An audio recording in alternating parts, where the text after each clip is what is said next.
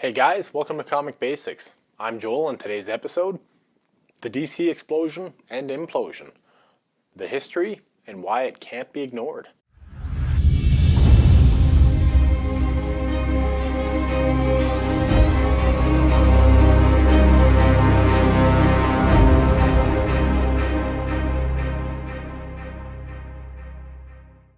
Somebody once told me to never bite off more than I could chew.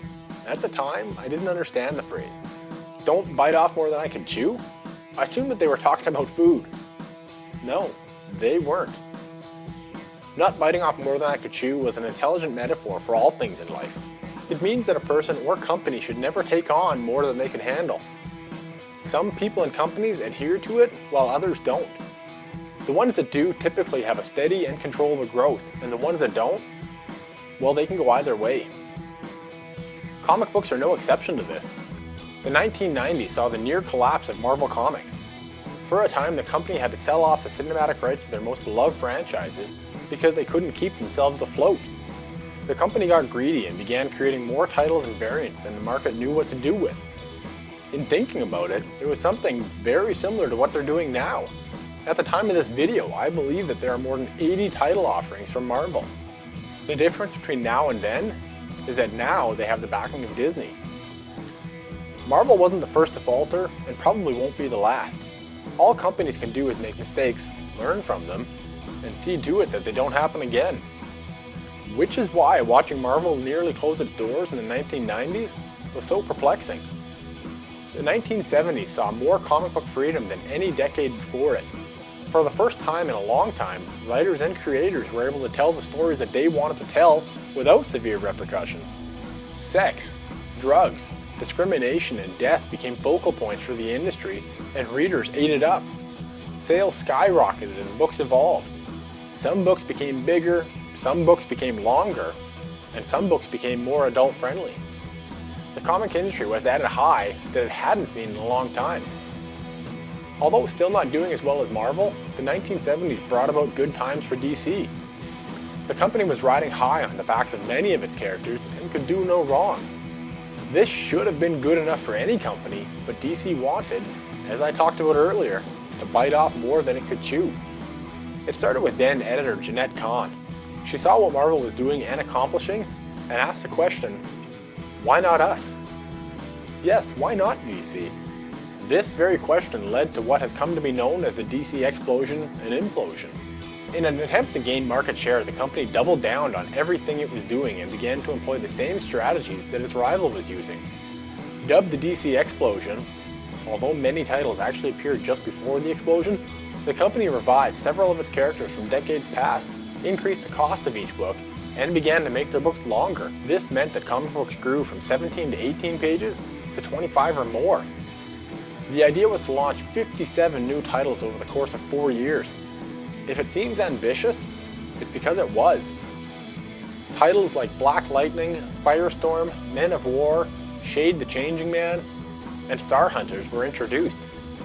But it wasn't just the introduction of new titles that the company brought into the fold. Old titles simply reissued began to surface. Aquaman, Mr. Miracle, New Gods. Things were going well for DC. The company had successfully gained market share, although I have no idea how they plan to keep it.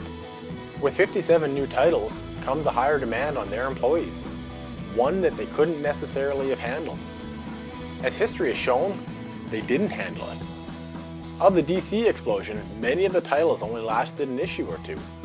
Don't for a second think that they weren't any less important in history. They gained the company widespread attention. Sadly, the attention didn't do exactly what they had hoped. Instead of drumming up sales, their inclusion helped cause the DC Implosion just a few years later. By 1978, DC has successfully launched many of their new titles. Short-lived optimism rained down on the company. Hard times, however, were ahead. As winter rolled in, so too did the problems for the publisher. The winter brought snow, and lots of it. This particular winter's weather brought about abnormal conditions. In some instances, it snowed for over 24 hours, and in others, temperatures plummeted to 60 below zero. Many parts of New York earned the distinction of natural disaster, while blizzards decimated the East Coast. Many businesses suffered from the weather, comic books included. DC, of the big publishers, hit roadblocks that they could not possibly have predicted. With their comic book explosion came promises and expectations.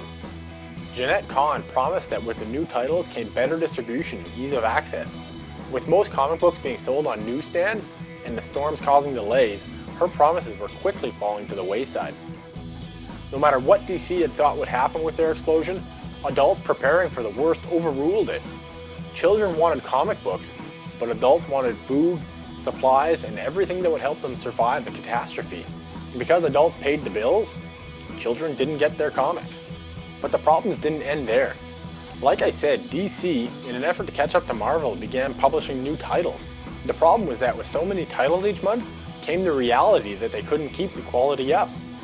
Children who could get comic books became wise to the fact that the books they cherished were substandard. As the winter months sales rolled in, so too did the realization that DC's plan was failing.